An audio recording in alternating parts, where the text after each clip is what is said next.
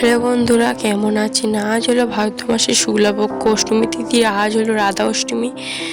Radha Ashtami video নিয়ে চলে এসেছি। পঞ্চমী তো তৈরি করে নিয়েছি। গোপাল, রাধা, কৃষ্ণকে স্নান করে নিচ্ছে। স্নান করানো প্রায় শেষের মুখে। এবার আমি সাদা জল, তুলসী পাতা, গোলাপ জল, অগরু দিয়ে স্নান করে নিচ্ছি।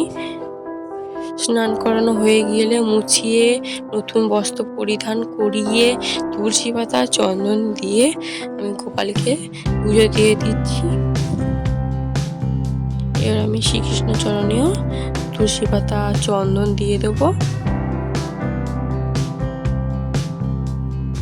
তারপরে আমি রাধিকার চরণেও তুলসী পাতা চন্দন দিয়ে দেব।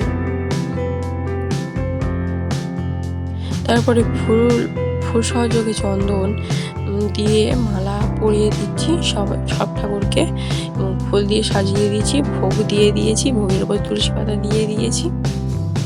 ভোগে ছিল লুচি, তরকারি, সুজি, 5 রকম মিষ্টি, ফল এবং জল।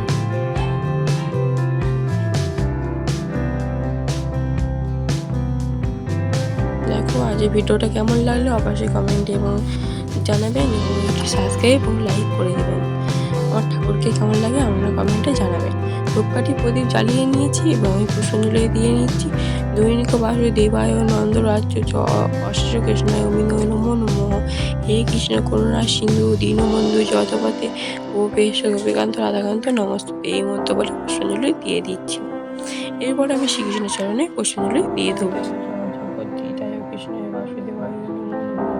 পাপহং পাপ কর্মং পাপ মানি পাপ সর্বং য়ে মানি পুণ্ডে পাপ সর্ব পাপ হরি।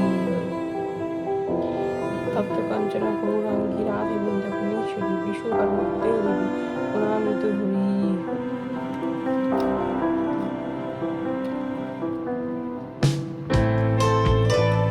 পুষ্পাঞ্জলি দেওয়া হয়ে গিয়েছে। তেলের প্রদীপ, ধূপকাঠি, ময়ূরের পাখা দিয়ে আরতি করে নিচ্ছি। সবার লাস্টে আমি ব্রত কথা পড়ে, রাধারানীর ব্রত কথা পড়ে পুজোটাকে শেষ করলাম।